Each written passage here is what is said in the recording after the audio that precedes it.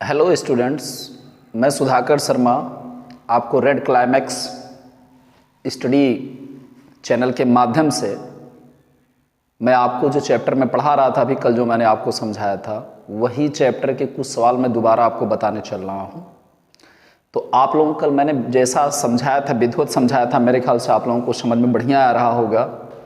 तो अब उसी तरीके से सवाल में आगे आपकी स्क्रीन पे यहाँ पे आपको मिलेगा भी, तो आप लोग उस सवाल को बखूबी समझिए और मैं आशा करता हूँ कि आप लोगों की क्लासेस बेटर चलें, बहुत अच्छी तरीके से आप लोग मुझसे सीखें मैथमेटिक्स, जिससे आप लोगों का बोर्ड में परफॉर्मेंस बहुत ही अच्छा रहे।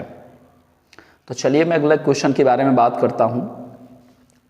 आपका अगला क्वेश्चन आपकी स्क्रीन पर यहाँ पर देख रहे होंगे। क्वेश्चन है कि यूक्लिड विभाजन प्रमेयिका का प्रयोग करके 441, 567 और 693 का HCF ज्ञात कीजिए।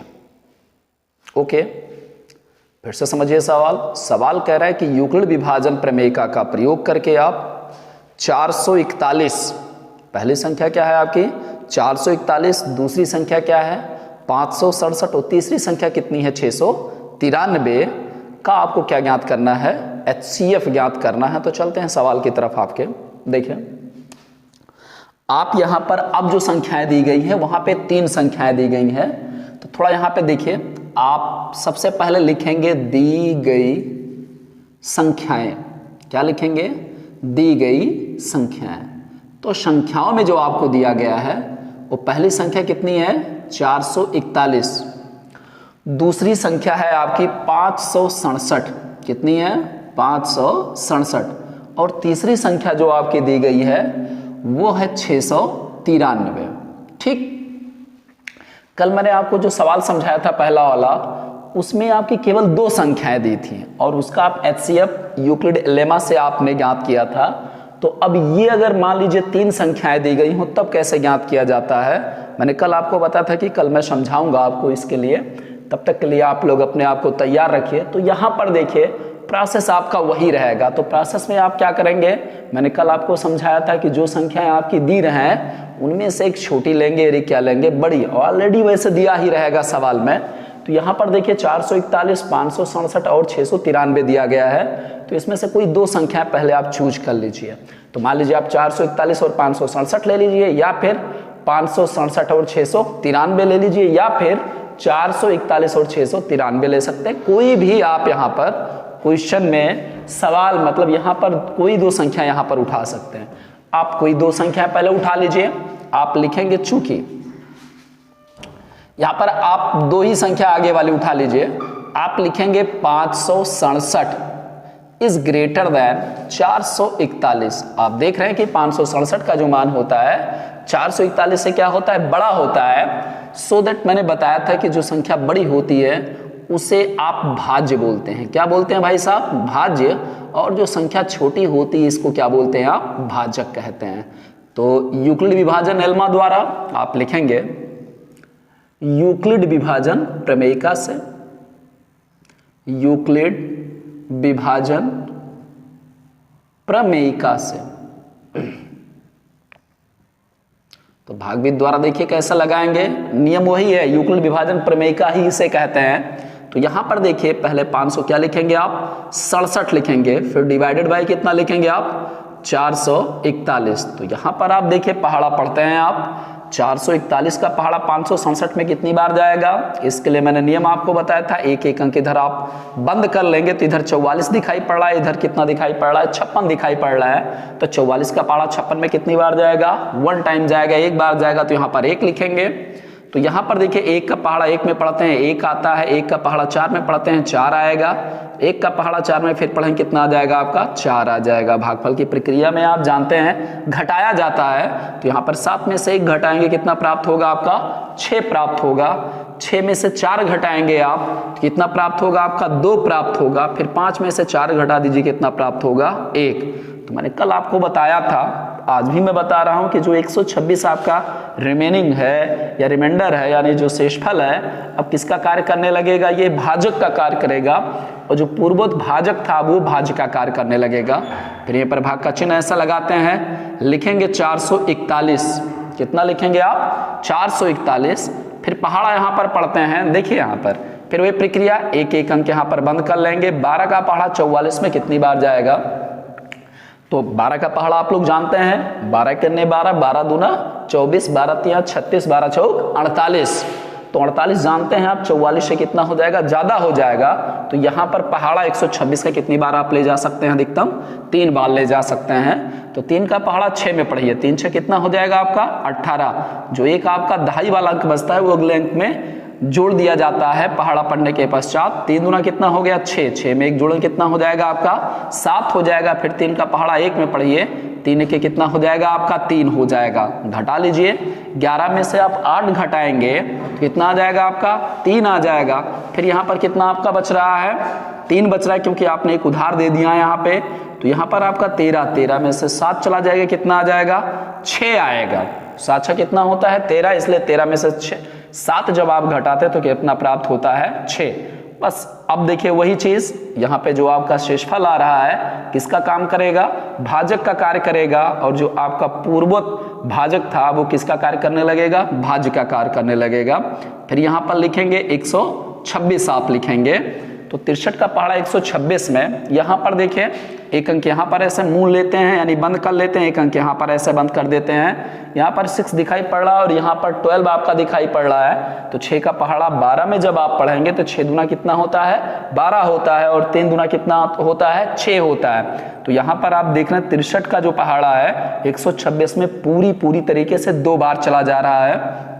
तो यहाँ पर आप 2 लिख देते हैं, 2 का पहाड़ा 3 में पढ़ेंगे, 3 दूना कितना हो जाएगा 6, 2 का पहाड़ा 6 में पढ़िए, 2 6 कितना हो गया 12। तो यहाँ पर जब आप घटाते हैं तो शेषफल कितना प्राप्त हो गया 0 प्राप्त हो गया। तो मैंने कल आपको नियम बताया था कि भागफल वाली प्रक्रिया ये आप तब तक करेंगे ये जब तक कि क्या ना प्राप्त हो जाए, आपको शेषफल 0 ना प्राप्त हो जाए। तो यहाँ पर देख रहे हैं अंतिम भाजक कितना आ रहा है आपका 63, अर्थात इन दोनों संख्याओं का जो मासा निकला है वो क्या है 63। लेकिन एक संख्या यहाँ पर ध्यान देने योग्य बात है कि आपको संख्याएं कितनी दी गई हैं 3।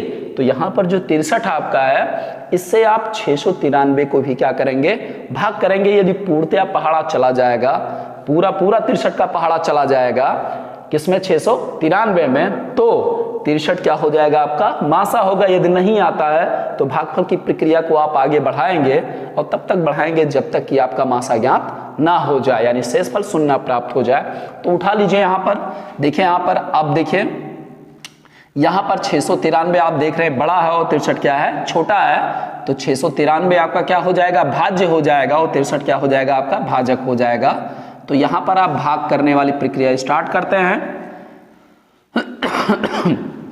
तो देखिए यहाँ पर इसमें 2 अंक हैं, आप देख रहे हैं भाजक में कितने अंक है 2। तो पहाड़ा पढ़ना यानी भाग वाली प्रक्रिया में पहाड़ा पढ़ने का क्या तरीका होता है, आप कितनी बार इसमें पहाड़ा पढ़ेंगे। 63 का पहाड़ा किस में पढ़ेंगे, पहले 69 में पढ़ा जाएगा तो कितनी बार जाएगा 1 टाइम जाएगा। तो यहाँ पर 1 का पहाड़ा 3 में पढ़ेंगे कितनी बार हो गया जी 3 आ जाएगा। 1 का पहाड़ा 6 में पढ़ेंगे कितना आ जाएगा 6 आ जाएगा। फिर आप घटा लीजिए, 9 में से 3 घटाएंगे आपका कितना आ जाएगा 6, 6 में से 6 घटाएंगे कितना हो जाएगा 0। फिर यहाँ पर देख रहे हैं यहाँ पर 3 आपका बच रहा है। तो अब देखिए 63 का पहाड़ा 63 में पढ़ेंगे, ना कि ये आपका शेषफल है, समझ रहे हैं मेरी बात, ये शेषफल आपका नहीं है। तो आप क्या करेंगे पुनः इसमें पहाड़ा पढ़ेंगे। तो 63 का पहाड़ा 63 में पढ़ेंगे तो कितनी बार जाएगा 1 बार चला जाएगा। तो 1 तिया कितना हो गया आपका 3 हो गया, 1 छक्के कितना हो गया 6 हो गया। घटा लीजिए तो यहाँ पर शेषफल कितना प्राप्त हो गया 0 प्राप्त हो गया। तो आप यहाँ पर क्या देख रहे हैं कि यहाँ पर जो 567 और 441 था, इन दोनों संख्याओं का जो आपका अंतिम भाजक था वो कितना आया था 63। और इस 63 से जो तीसरी संख्या 693 है ये पूर्णतः आपकी क्या हो जा रही है विभाजित हो जा रही है। तो यहाँ पर आप लिखेंगे चूंकि अंतिम भाजक क्या लिखेंगे आप, अंतिम भाजक तीनों संख्याओं का क्या है 63 है। तो आप लिखेंगे चूंकि अंतिम भाजक कितना है आपका 63 है, कितना है भाई साहब 63 है, इसलिए इनका मासा क्या निकलेगा आपका, क्या निकलेगा मासा 63 निकलेगा भाई साहब। तो इसका जो उत्तर है वो कितना आएगा आपका 63 आएगा। ये आपका क्या हो जाएगा आंसर हो जाएगा। नहीं तो आपको जो दूसरा तरीका मैंने कल समझाया था उससे भी आप लगा सकते हैं, तरीका वही है, उसमें कोई आपका अंतर नहीं है। सो दैट आप जो है सवाल को मेरे ख्याल से बखूबी समझ गए होंगे। इसी तरीके से 3 संख्याओं का आपका मासा निकालना हो यूक्लिड विभाजन प्रमेयिका से, तो आप इसको इसी तरीके से लगाएंगे। ओके, देखिए आपका अगला सवाल जो है, जो मैं आपको बताने चल रहा हूं, वो भी बोर्ड की परीक्षा जो है उसके दृष्टि से बड़ा इंपॉर्टेंट सवाल है और आपसे बोर्ड परीक्षा में पूछा जा सकता है। तो अगला सवाल देखिए, यहाँ पर आपकी स्क्रीन पर लिखा है सवाल। देखिए आप, सवाल लिखा है कि यदि, सवाल देखिए यहाँ पर लिखा है कि यदि 408 और 1032 के HCF को, ध्यान से सुनिएगा, सवाल लिखा है कि यदि 408 और 432 के HCF को 132 गुणे m, कितना लिखा है 132 गुणे m माइनस 408 गुणे 5 के रूप में व्यक्त किया जा सके, तो आपको बताना है इसमें x जो चर है उसका मान निकालना है। सवाल समझ में आया? यहां पर दिया गया कि 2 संख्याओं का मासा आपको दिया है। पहली संख्या क्या है 408 और दूसरी संख्या कितनी है 1032 लिखा है। ओके, फिर कह रहा है कि इसका मासा जो है किस रूप में दिया गया है 1032 से माइनस 408 गुणे कितना है 5 के रूप में दिया गया है। तो आपको निकालना है m का मान। तो आपको कुछ इसमें सवाल में कुछ कठिन नहीं है, केवल आपको समझते रहना कैसे लगेगा यहाँ पे। तो यहाँ पे आपको 408 और 1032 है, इनका पहले HCF ज्ञात कर लीजिए और HCF का जो मान आए वो आप जो दी गई HCF है 1032 गुणे m माइनस 408 गुणे 5 जो लिखा है उसके इक्वल रख दीजिए। पक्षांतर करने के पश्चात आप m की क्या निकाल लेंगे, वैल्यू निकाल लेंगे। बस सवाल में कुछ है नहीं दम। तो आप देखिए आप यहाँ पर देखिए आपकी संख्याएं जो दी गई हैं, आप लिखेंगे दी गई संख्याएं 408 और कितना है 1032, तो आप लिखेंगे और 1000 कितना लिखेंगे आप 32। तो इनका जो है आप मासा ज्ञात कर लीजिए यूक्लिड विभाजन प्रमेयिका से। लिखेंगे चूंकि लिखेंगे 1032 इज ग्रेटर देन, कितना लिखेंगे आप 408। ओके, तो यहां पर 1000 जो 32 है ये आपका क्या हो जाएगा भाज्य हो जाएगा, और जो आपको 408 दिया गया है ये कितना हो जाएगा भाई साहब भाजक हो जाएगा। तो यूक्लिड विभाजन प्रमेयिका यहां पर लिख सकते हैं यूक्लिड विभाजन प्रमेयिका से, यूक्लिड विभाजन प्रमेयिका से, यूक्लिड विभाजन प्रमेयिका से। यहां पर आप लोग देखिए कुछ चीजें होती हैं मैं बार बार बोलता हूं, तो आप लोग मैं बार बार इसलिए बोलता हूं क्योंकि जिससे आपके दिमाग में वो चीज बैठ जा पड़ते हैं हमेशा के लिए, इसलिए मैं कुछ चीजें ऐसी होती हैं जो मैं बार बार बोलता हूं, तो आप उसके लिए घबराइएगा भी नहीं, ना ही बुरा मानिएगा आप सवाल के लिए। तो यहां पर देखिए यूक्लिड विभाजन प्रमेयिका से क्या हो जाएगा, आप देख रहे हैं 1000 जो 32 है वो आपका भाज्य है, और भाज्य कितना दिया गया आपका 408। तो 408 का पहाड़ा 1032 में पढ़िए, तो प्रक्रिया वही है। यहाँ पे 8 बंद कर लेंगे, यहाँ पर एक अंक कितना 2, तो आपको 40 दिखाई पड़ रहा है, यहाँ पर कितना दिखाई पड़ रहा है 103। अदरवाइज आप 2 अंक यहाँ पर बंद कर लेंगे, 2 अंक यहाँ पर 4, यहाँ पर कितना दिखाई पड़ रहा है 10। तो 4 का पहाड़ा 10 में कितनी बार जाता है भाई साहब 2 टाइम्स जाता है 2 बार, तो यहाँ पर आप 2 लिखेंगे। 2 का पहाड़ा 8 में पढ़िए, 8 गुना कितना होता है भाई साहब 16 होता है। तो पहले इकाई वाला अंक लिखा जाता है, फिर दहाई वाला अंक लिखते हैं। 2 शून्य शून्य शून्य में एक जोड़ेंगे कितना हो जाएगा 1, तो यहाँ पे डायरेक्टली मैंने 16 लिखा है। 2 चौके कितना होता है 8, यहाँ पर 8 आपने लिख दिया, घटा दीजिए 12 में से 6 चला जाएगा तो आपका कितना आ जाएगा 6। यहाँ पर आपका बचा कितना है, कितना बचा है 2 बचा है, 2 में से 1 घटाएंगे जब तो कितना प्राप्त होगा भाई साहब 1 आ जाएगा, ठीक। और यहाँ पर कितना है आपका 0 है, ये आप संख्या पूरी ले लेंगे, 10 में से 8 घटा देंगे कितना हो जाएगा 2 हो जाएगा। अभी जो शेषफल आपका बचा है इसके लिए आपका किसका कार्य करेगा जी भाजक का कार्य करेगा, और जो आपका पूर्वोत्त भाजक है वो भाज्य बन जाएगा। तो यहाँ पर लिखेंगे 400 कितना लिखेंगे 8, तो 216 का पहाड़ा आपको 408 में पढ़ना है। तो यहाँ पर देख लीजिए कैसे होगा, 2 चौक कितना होता है 2 दूना कितना होता है 4 होता है, और 16 दूना 32 होता है, जबकि यहाँ पर केवल 8 दिया है, केवल 1 टाइम्स जाएगा यानी 1 टाइम जाएगा। तो यहाँ पे पहाड़ा पढ़ेंगे 1 छक्के 6, 1 एक अन्य 1, 1 दूना कितना होता है 2 होता है। तो यहाँ पर 8 में से 6 जब घटाएंगे तो कितना निकलेगा 2, 10 में से 1 जब आप घटा देंगे तो यहाँ पर आपको कितना आ जाएगा 9 आ जाएगा, और यहाँ पर संख्या क्या बची है 3, 3 में से 2 घटाएं कितना आ जाएगा 1। फिर वही प्रक्रिया 216 आपका भाज्य बन जाएगा, तो 216 यहाँ पर लिखेंगे। 192 का पहाड़ा 216 में कितनी बार जाएगा, 1 बार जाएगा, तो यहाँ पर 1 लिखेंगे। 1 दूना कितना हो जाएगा 2, 1 नवैया में 9 हो गया और 1 1 में 1 हो गया। फिर घटा लीजिए, 6 में से 2 घटाएंगे 4 हो जाएगा। यहाँ पर आपका कितना है 1 है, तो 11 में से 9 घटा देंगे, आपका कितना हो जाएगा 2 हो जाएगा। यहाँ पर आपका कितना बचा है 1 1 1 में से 1 घटाने की आवश्यकता नहीं है, क्योंकि वहाँ पे शून्य बचेगा और शून्य आपके सार्थक अंक में नहीं गिना जाता यदि संख्या के आगे लिखा है पूर्णांक में। तो यहाँ पर देखिए 192 फिर यहाँ पर लिख लेंगे। कितना लिखेंगे आप 192, तो 24 का पहाड़ 192 में आप पढ़ना है। तो देखिए यहाँ पर कितनी बार जाएगा, देखिए 1 अंक इधर बंद कर लीजिए, 1 अंक इधर। जैसे मान लीजिए 24 का पहाड़ा यदि आपको नहीं आता है तो 2 का पहाड़ा 19 में 2 9 18 9 बार जा रहा है। ठीक है, कितनी बार जा रहा है 9 बार। लेकिन क्या वो 9 बार जाएगा, नहीं जाएगा। कितनी बार जाएगा, 1 कम बार, क्योंकि 9 से जब आप 24 को गुणा करेंगे तो यहां पर देखिए कितना हो जाएगा 9 चौक कितना हो जाएगा 36 के 6 लिखा जाएगा, 9 दूना 18 और 3 आपका वो आपका ज्यादा हो जाएगा। तो आप ध्यान लेंगे थोड़ा ध्यान से। यहां पर कितनी बार जाएगा आपका पहाड़ा 8 बार जाएगा। तो 8 का पहाड़ा चांद पढ़िए, 8 चौक कितना हो जाएगा 32, हासिल कितना आ गया आपका 3 आ गया।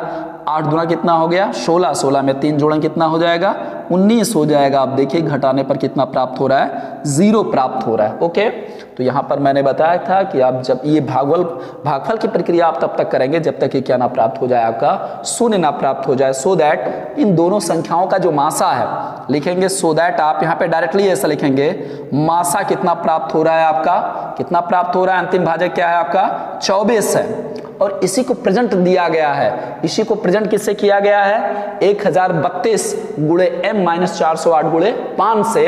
तो यहां पर लिखेंगे चूंकि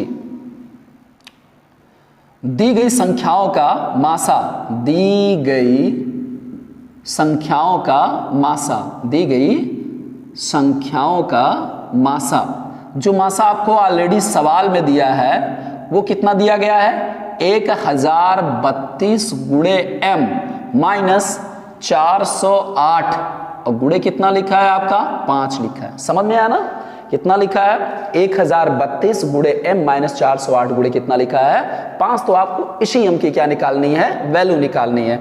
तो यहां पर देखिए इन दोनों संख्याओं का मासा कितना आ रहा है 24 और इन्हीं दोनों संख्याओं का मासा ये दिया गया है। लिखेंगे प्रश्नानुसार, क्या लिखेंगे आप प्रश्नानुसार। देखिए इनका आपने मासा जो निकाला है वो कितना है आपका 24 आया है और यहाँ पर जो आपका मासा दिया गया सवाल में वो ये है। तो आप लिखेंगे कितना 1032 m माइनस 408 गुणे कितना लिखेंगे 5, ये बराबर कितना आपके हो जाएगा भाई साहब 24 के हो जाएगा। ओके, अब देखिए ये संख्या यहां पर मल्टीप्लाई करके आप पक्षांतर कर लेंगे तो इस पक्ष में आपका कितना बचेगा 1032 m माइनस चाहिए पे पहले गुणा कर लीजिए, पक्षांतर करके ही आप लिख सकते हैं बराबर। यहाँ पे 24 है, 24 सेफ रहेगा, इधर माइनस इधर चला जाएगा, संख्या क्या हो जाएगा प्लस हो जाएगा, क्योंकि पक्षांतर में चिन्हों का परिवर्तन होता है, यदि माइनस है तो प्लस में चेंज होता है। 8 का पहाड़ा 5 में पढ़ेंगे, 8 पंचे कितना हो जाएगा 40, 40 के शून्य, 5 का पहाड़ा शून्य में पढ़ेंगे, शून्य आएगा, 4 जोड़ेंगे कितना हो जाएगा यहाँ पर 40 कुल मिला के हो गया। फिर 5 का पहाड़ा 4 में पढ़ लीजिए, 5 चौक कितना हो गया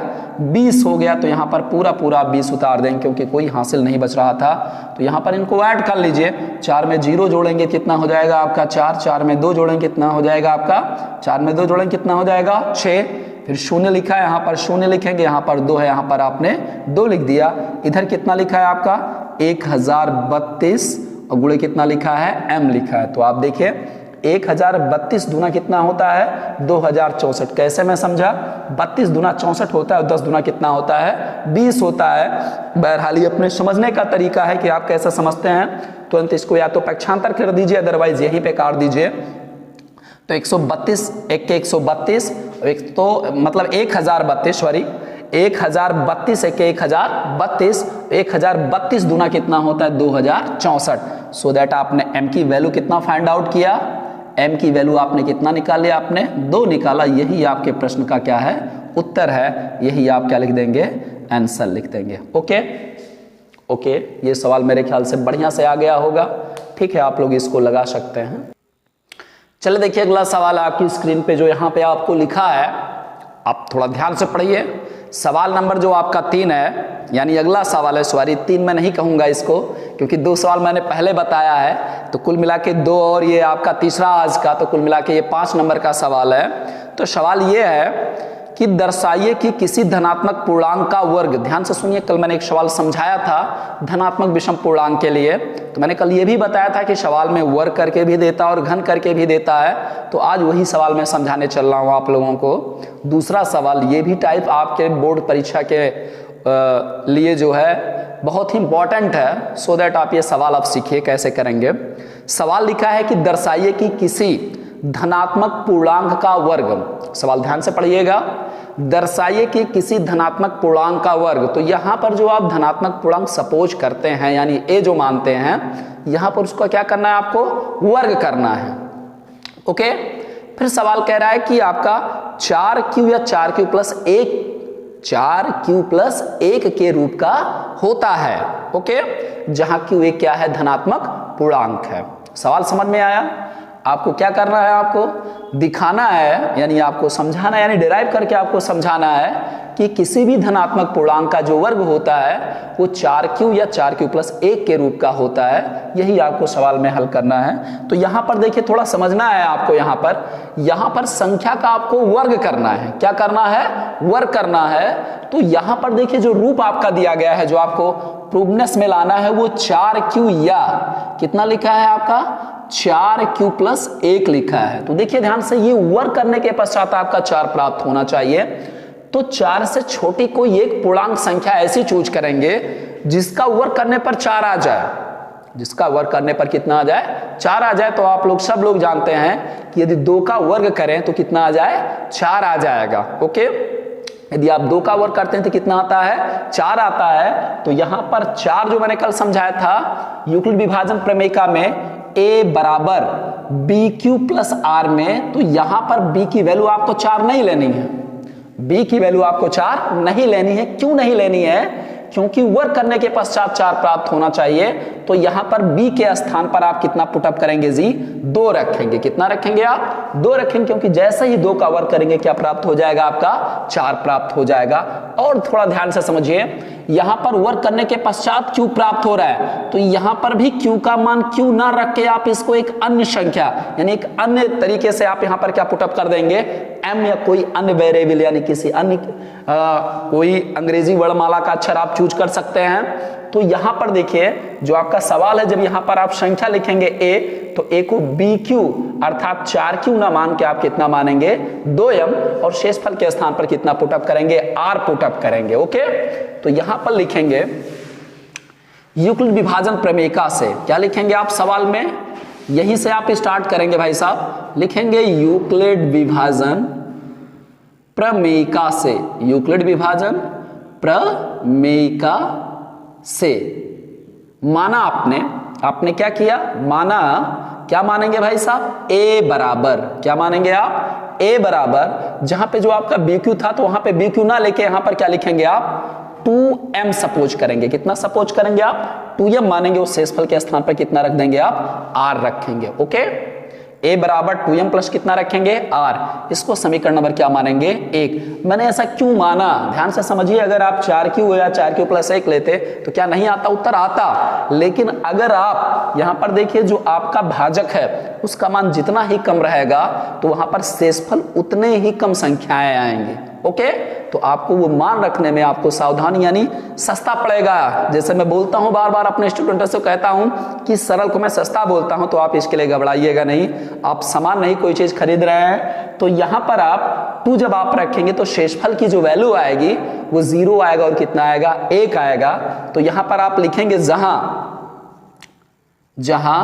यम क्या है जी, जहां यम कोई क्या है, पूर्णांक है, यम कोई धनात्मक पूर्णांक है। तो यहां पर आप धन पूर्णांक है या फिर धनात्मक पूर्णांक, कुछ भी आप लिख सकते हैं, कोई धन पूर्णांक है। ओके, ए क्या है, मैंने कल आपको समझाया था, ए भी क्या है आपका, अभी क्या कहेंगे, धनात्मक पूर्णांक है। ओके, फिर यहां पर आप लिखेंगे यम मतलब सॉरी आर जो रहेगा, इस आर की वैल्यू क्या होगी, सो दैट आप आर की जो वैल्यू होगी, मैंने कल समझाया था, इसका मान 0 के बराबर या फिर 0 से बड़ा और 2 से क्या होगा छोटा। तो यहां पर आर की कितनी वैल्यूज निकलेंगी भाई साहब, आर की वैल्यू केवल 2 निकलेगी, 0 और 1। क्यों? क्योंकि 2 में से 1 घटाएं कितना प्राप्त होगा, 1। तो यही दोनों मान आपको समीकरण 1 में क्या करना है, रखना है। अगर आप 4 लिखते हैं तो आपका 0 होता, 1 होता, 2 होता और कहां तक जाते, 3, यानी 4 वैल्यूज आप रखते, तब उसके बाद प्रक्रिया आप वर्क करते, फिर कॉमन लेना पड़ता उसमें, तो आपके लिए सस्ता नहीं रह जाता, वो थोड़ा महंगा सवाल आपके लिए पड़ता।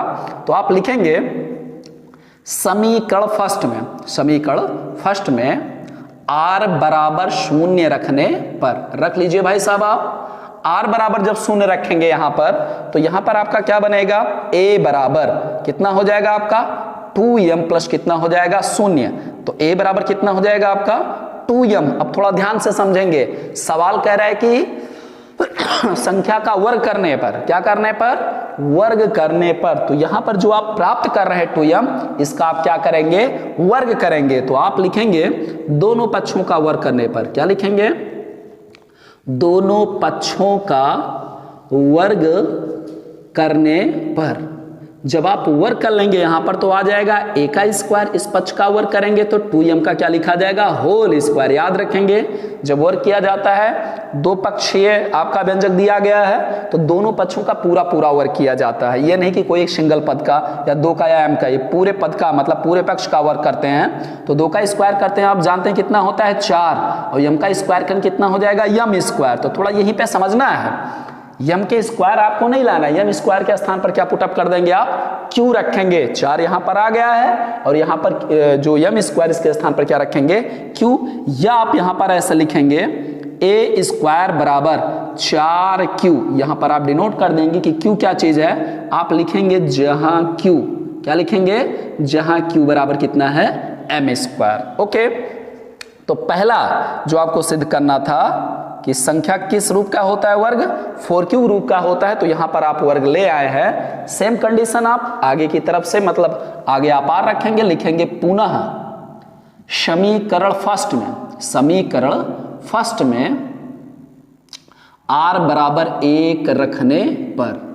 तो आर बराबर भाई साहब 1 रख दीजिए। समीकरण 1 में जब आर बराबर 1 रखेंगे तो क्या आएगा आपका, आ जाएगा a बराबर 2m प्लस कितना आ जाएगा 1।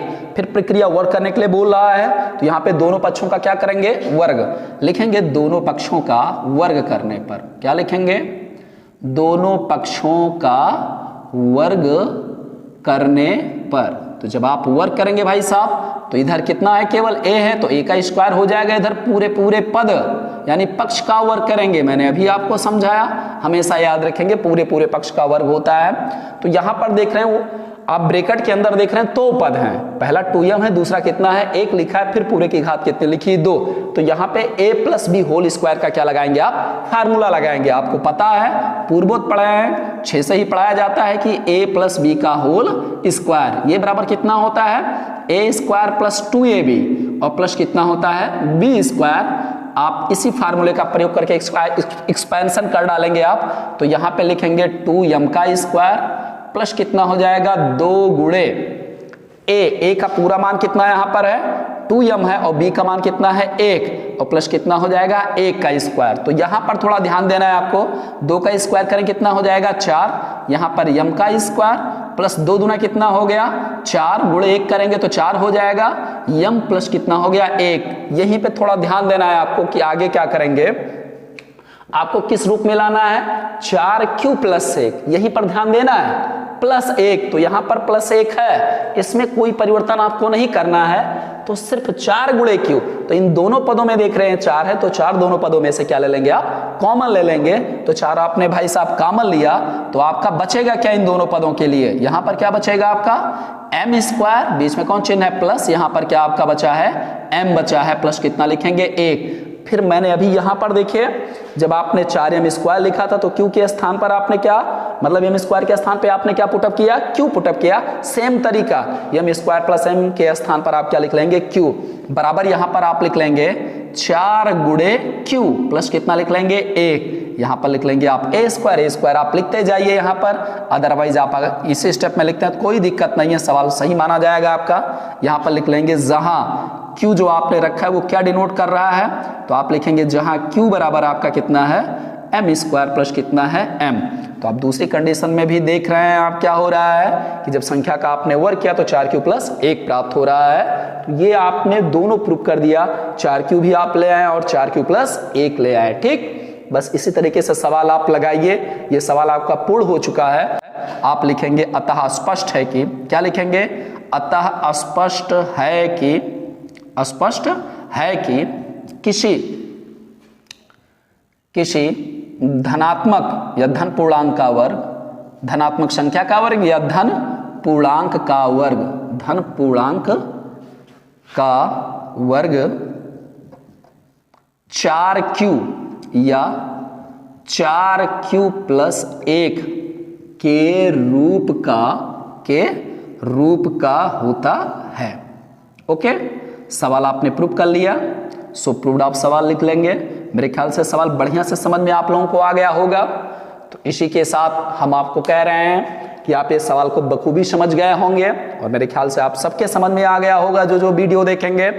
तो सभी स्टूडेंट है सो मेरी गुजारिश है कि आप लोग इस चैनल को सब्सक्राइब करें और अपने जितने भी आपके हित और मित्र हैं, आपके कक्षा 10 के मित्र सहपाठी जो पढ़ने वाले हैं, उन सबको इस चैनल के बारे में बताएं और थोड़ा अपने बारे में भी बताएं कि हम लोग थोड़ा मेहनत करें इस चैनल के माध्यम से। हमारे गुरुजी जो सुधाकर शर्मा नाम है उनका, वो हमें पढ़ा रहे हैं, विधिवत थोड़ा पढ़ा रहे हैं। शायद मेरे ख्याल से वीडियोज़ आपको पसंद आई होगी।